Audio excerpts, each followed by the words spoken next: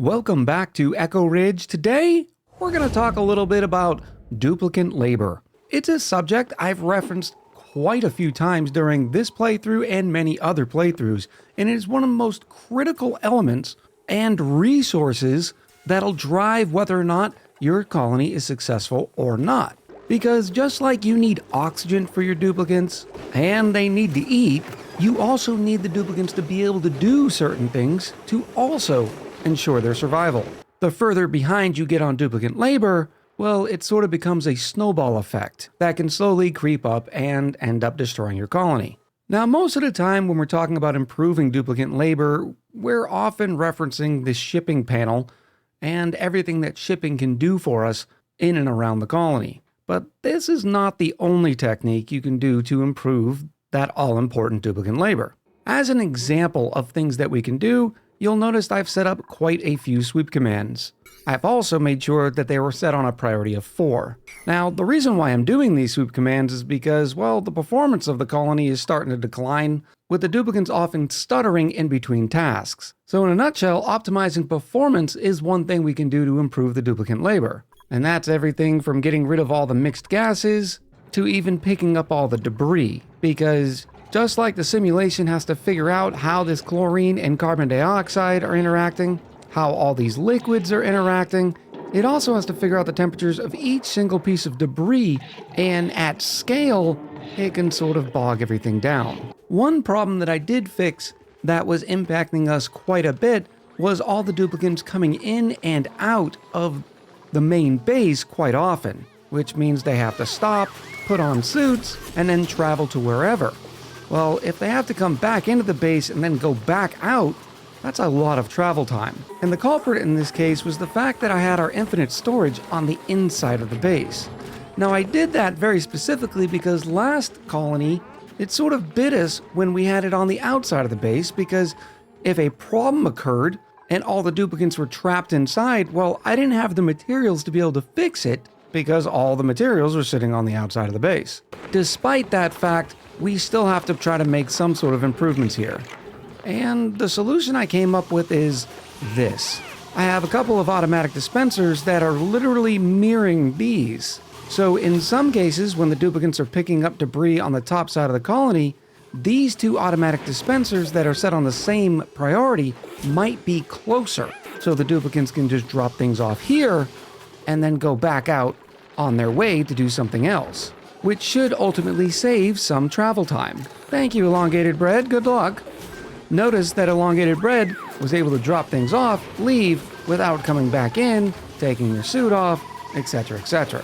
Now, the way this system works is the duplicants will drop things off at the automatic dispenser, and then this auto sweeper is going to spend eternity just loading it up, and the conveyor loader is just going to send everything all the way back to our regular infinite storage. This works for all the debris being picked up on the top of the colony, but it wouldn't work on the bottom. The location of those two automatic dispensers might make it quicker for the duplicants to pick up debris here, head back inside of the colony at the bottom, and then end up dropping everything off just like they were doing before, just like Broken Moon Alchemist just did. So for that reason, I set up another little system down here at the bottom of the base, conveniently located to another transit tube access point.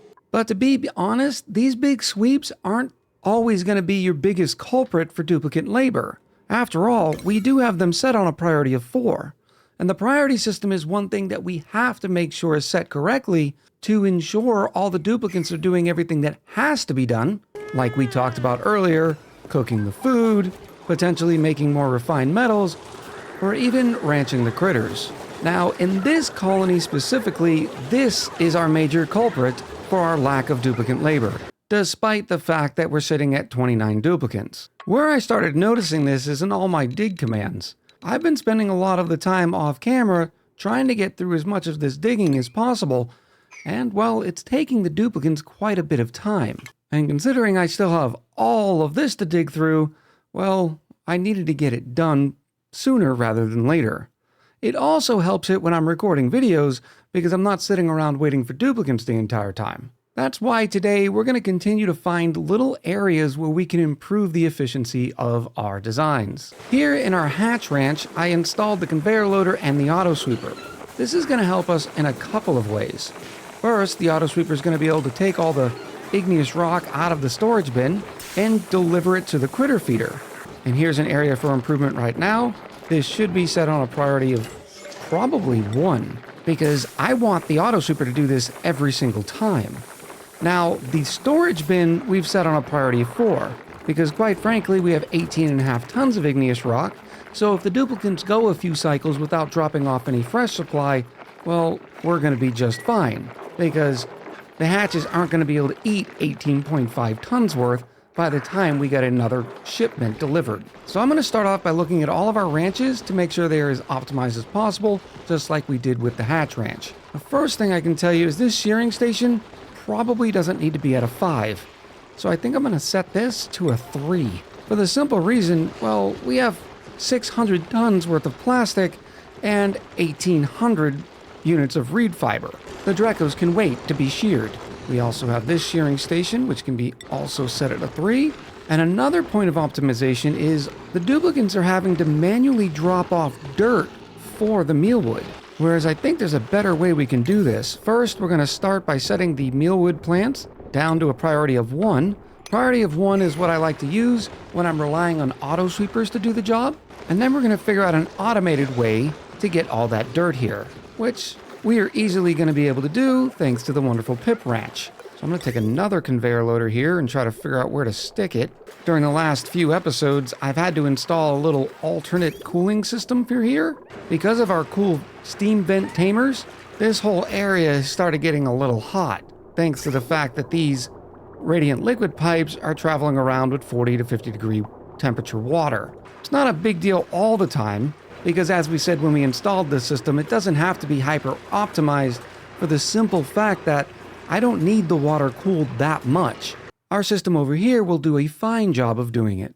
Which, by the way, another update, I had to lower this hydro sensor because the polluted water waves were coming up so high that polluted water was splashing over the sides and into our water tank. It's not such a huge deal, although we're about to just completely destroy a bunch of polluted water, but by lowering the hydro sensor, even when the polluted water does do its wave, it's not going to be so high that it'll splash over the side of the tank. But because of all the heat being produced here, it caused our trees to stifle and our pip population to plummet, which is not good.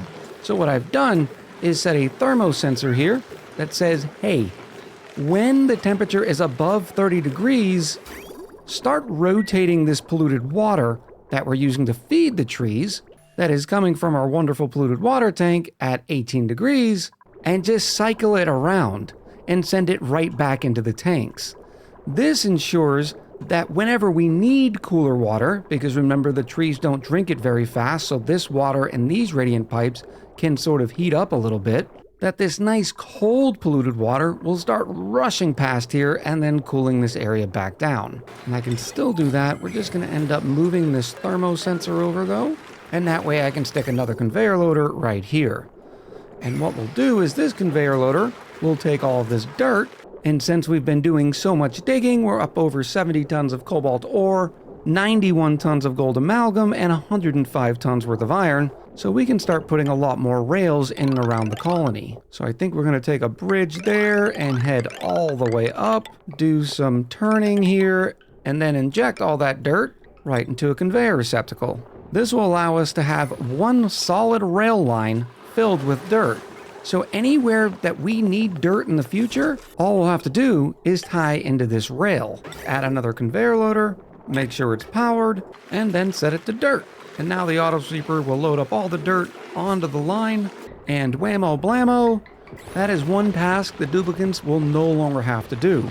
And if you think about it, these farm tiles only hold so much dirt, and we have 6 mealwoods here, so that saves probably at least 12 errands every other cycle, maybe every 3 cycles, because not only do the duplicates have to load up the dirt, they have to go find the dirt somewhere on the map in the first place. And some of those dupes are invariably going to drop the dirt, and another dupe's going to have to go grab it when they get called up to dinner, and another dupe's going to have to pick up that errand, go get the dirt, and then drop it off. Looking at this ranch now, considering we have the shearing stations at a priority of 3, And you might think that's the last optimization we can do for the Draco Ranch, but I found yet another one. While I'm talking about it, I'll have the priority screen on to see if you can tell what the further optimization is. Did you guess the incubators? Because if you did, you'd be right. Remember, we have all the eggs being dropped off right here. And then we have an auto sweeper that's responsible for picking up the eggs and then loading up the incubators. Well, right now they're on a priority of 5, which means the duplicate could get this errand, preventing the auto sweeper from doing it in the first place. So to fix this, we just set the incubators on 1, and now we have a higher chance that the duplicate will not end up getting this errand. Okay, that's enough of the Dracos. Let's take a look somewhere else. Here in our Plug Slug Ranch, I have found 2 areas so far that might be able to help us out, and they both once again have to do with priorities. The first is the critter feeder. We have all the metal coming in on this conveyor rail, and the intention is that the auto sweeper is going to load it. Except once again, we have it set on a priority of 5. So let's set that back down to 1, and then do the same thing for this incubator. All those plug slug eggs are being dropped off in here, but because the incubator was set at a 5, there's a chance that a duplicate could have got it as an errand instead of the auto sweeper. Look at this, I feel so productive today. Taking a look at our industrial brick, is there anything that we could do in here? Well, as a matter of fact, I think there's some optimization to be done here. For some reason, I have this refined carbon storage box set on a priority of 6. Well, we don't want any of the storage boxes set on 6, we want them all on 4, because, like we said before, if a duplicate can deliver it every once in a while, it'll keep it full enough. And then this metal refinery. I probably increased it to a 6 a while ago when I was trying to ramp up some sort of production, but that's definitely not a priority right now, especially considering we're sitting at 230 tons of steel. In the same guise, we normally keep our rock crushers at a priority 4 as well. What is going in here? Eggshells. We have 700 kilos worth of eggshells, and this is a perfect example of how backed up on duplicate labor we are. Because we aren't getting to the rock crusher set at a priority of 4 nearly often enough, and as a result, we're sitting at 700 kilos worth of eggshells. Now, I do need to keep this set on a priority of 5 for a couple of reasons. I want the eggshells to be delivered here pretty regularly, and the reason is because of these fry eggs, that whenever they end up hatching, leave behind an eggshell, which ends up triggering the weight plate. Well, if a couple of eggshells end up sitting here, well, all the fry eggs are going to bypass. And you can probably already guess it, we can fix that too. Let's make an eggshell rail. First, we can move this auto sweeper over because it doesn't have to be right up on the fish feeder. Remember, the duplicates are bringing all the seeds here, and this auto sweeper is delivering them to the fish feeder. I'm happy with this being set on a 4, but once again, I don't need the duplicates manually loading the fish feeder, so we'll set it on a priority of 1. But this auto sweeper doesn't need to be right next to this, so we can put it in between. That way we can use the same auto sweeper when I want to load up all of the eggshells. So we'll put another conveyor loader there, set them up with some power, set the conveyor loader on eggshells, and then try to figure out a rail path. Because I have a feeling during the course of this episode, it's going to get quite a bit more convoluted. Now, I ultimately want all the eggshells being dropped off here, so why don't we get rid of this storage bin? We'll put a conveyor receptacle here, and then our eggshell line will come out, follow this up. Oh boy, that's a convoluted mess. All right, we know the dirt is heading in this direction. We know the phosphorite is heading in an opposite direction, and what is on this rail? I have no idea. Meat? Okay, just meat. That's not too bad. But now we know which direction that rail is going in. So then I can do this number here, delete those rails, and then continue on our way over here. Where's that fish tank? All the way up here, where we can sync up just like that. And we'll need yet another conveyor bridge. We don't have to worry about the eggshells that are happening here inside the ranch because, well, they all hatch from right here. And since we now have an eggshell rail, let's add yet another conveyor loader. Yay! I think it'd be easier if I bridge it over this way, connect, and then where's our closest point?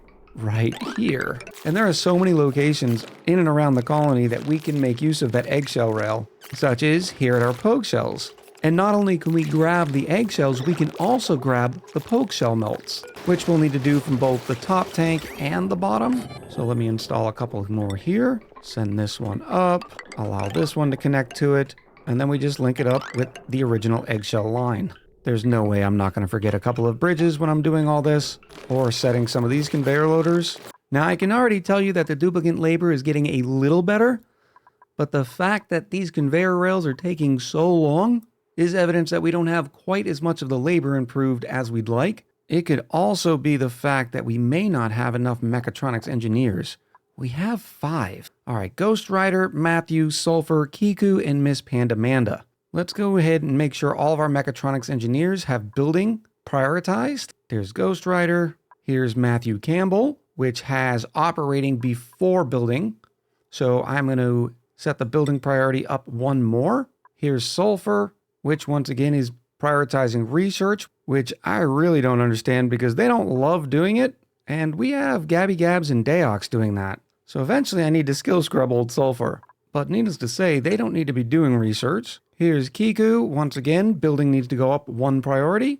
And then lastly, Miss Pandamanda didn't have any priorities set because it looks like I have not been setting priorities in quite some time. I actually stopped that specifically because, well, we're going to have so many duplicants it didn't matter. But when I get the chance for some of these critical jobs, I will end up making sure they are prioritized where they need to be. Except that is Mike and not Miss Pandamanda. There we go. And the reason why I prioritize our mechatronics engineers with building is because everybody can operate buildings using the operating task, but not everybody can build rails. Yeah, duplicants can drop off the materials needed for the rails, but it takes a mechatronics engineer to be able to install them. I'm installing the power now to the conveyor loaders, and I have them set on poke shell molds and eggshells. And after a quick look, you can see that these incubators aren't set correctly. They need to be on a 1, because once again, we have an auto super to load them for us. Down here in our pip ranch, we haven't done much for the optimizations. Yeah, we have this auto super grabbing the eggs out of the ranch, and then the conveyor loader sends them on the rail where they drop down in this room, but notice there's no auto super to do the loading for us. And worse yet, these are set on a priority of 6. Quick little power here, and that should help significantly. Now we don't have much room in here for our eggshell line, but I think we could extend this wall out just a little bit. Make sure we have a ladder going back up, and then we'll be able to put another conveyor loader right here. In fact, I'm probably going to put 2 conveyor loaders in here. Can you guess for which 2 lines? Well, the first is going to be for our eggshells, and it's actually not a very long run because the industrial brook is right here. There's eggshells set. And the second one is going to be for meat, because all the pips that end up dying in this ranch, the duplicants have to manually come grab the meat, which means I just need to get to this kitchen or one of these lines here. And look at this. This line is conveniently located, so we'll send it right through the bottom here.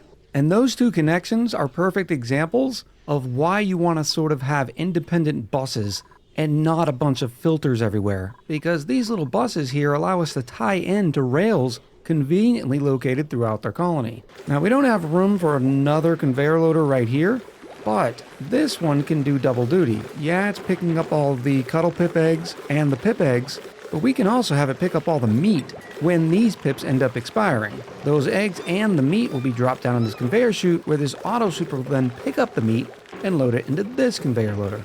I've noticed a priority of 5 here that I don't love to see on the poke shell ranch. All right, it's set to sweep only, and I am sure it is for polluted dirt and rot piles, because while we have all the polluted dirt out of this water sieve being loaded into the conveyor loader and then dropped right here, I'm sure there are other locations somewhere around this colony that every once in a while when we do a sweep, we want a place for the polluted dirt to go. I'm just not entirely sure where those are. Down here at this water sieve, we also have it set.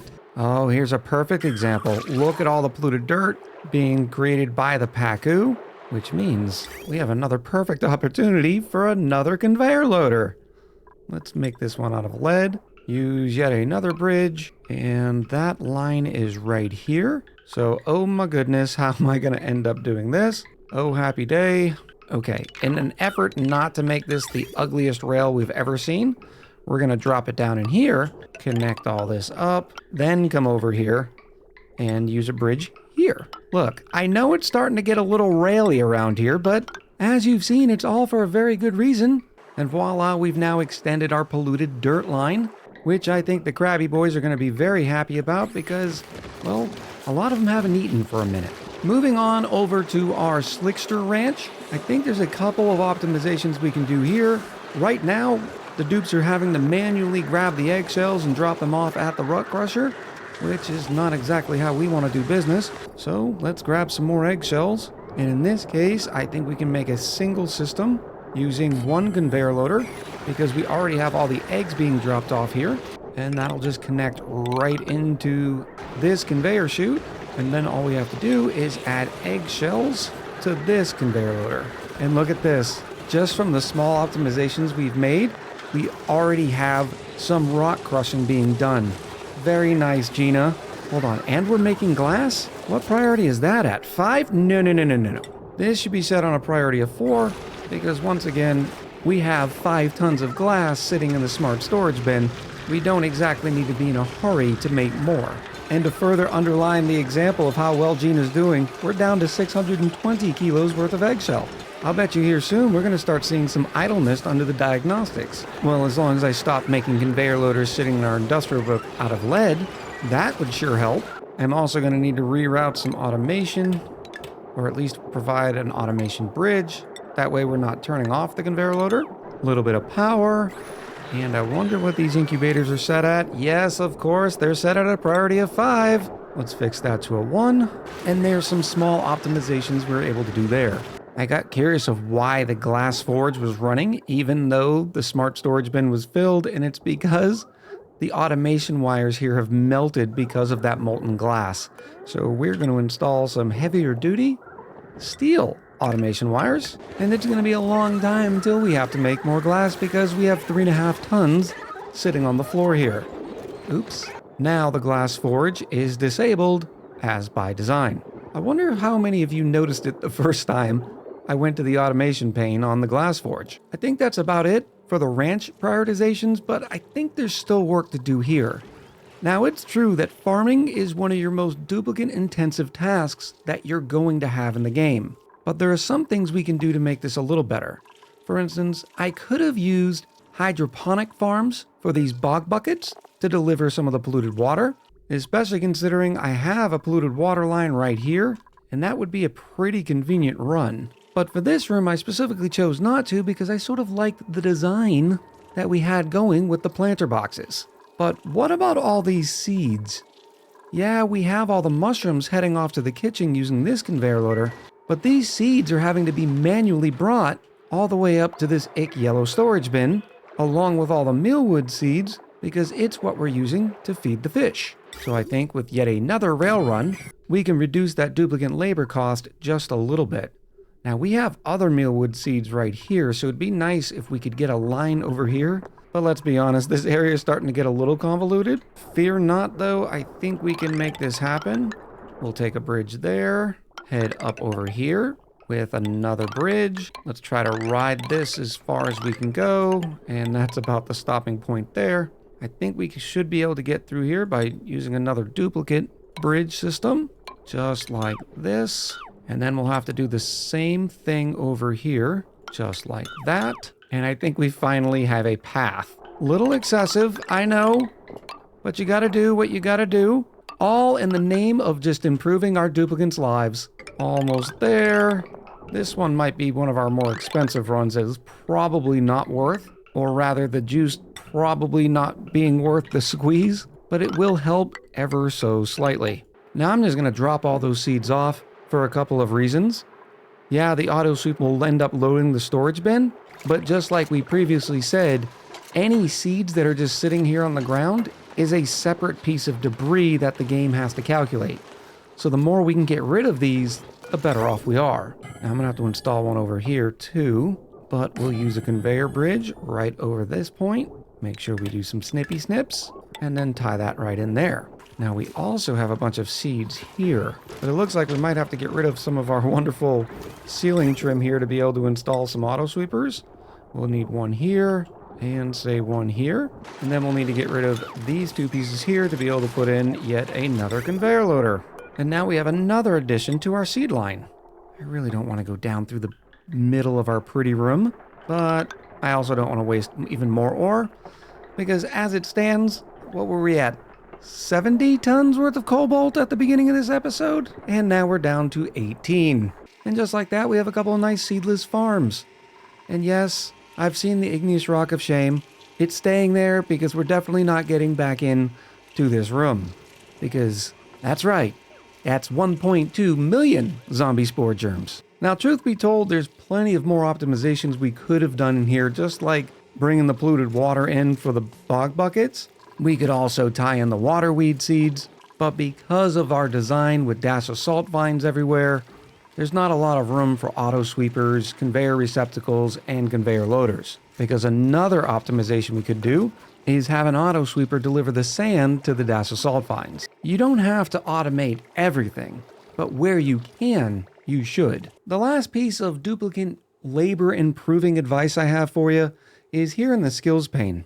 Notice that we're sitting at 40 and 50 morale in some points. I have no idea what's wrong with Deox. They must not have eaten yet today, but it has to do with checking everybody's skill points. Because we have such a high morale means we can give the duplicates more skills. Like here with Andy, there's no reason why I can't give them improved carry too, which increases their carrying capacity, which will save us trips when we're sweeping up debris or delivering materials. In the case of Belt-Fed Joe here, they only have a morale requirement of 17, yet they have a 53 morale. Nor have we put them into improved carry, giving them the athletics boost from suit sustainability, so that's a decent improvement right there. And when you start getting real high on the skill tree, you can even throw them into exosuit training, which further reduces their exosuit penalty reduction and gives them even more athletics. Delamuga doesn't even have crop tending yet, or critter ranching too, that will help, and so on and so forth. This is the advantage of having those higher morale foods, ensuring you're doing all your rooms, and even putting in some recreation buildings. Oh man, so many of these duplicates didn't have these 4 core skills. This is going to help us out a lot as well. Old Mordrake is sitting at 12 skill points and didn't even have all their interests. And I know it can be somewhat cumbersome to always get into the skills pane. For me, I try to do it once per episode or once per play session. If that may work out for you as well, unless you're having those super marathon play sessions. Poor Naz wasn't even in doctoring, neither was Snacky. And remember, when they have an interest in it, you get a morale bonus for it. All said and done, after going through it again, I think I ended up putting probably 30 to 40 different skill points in.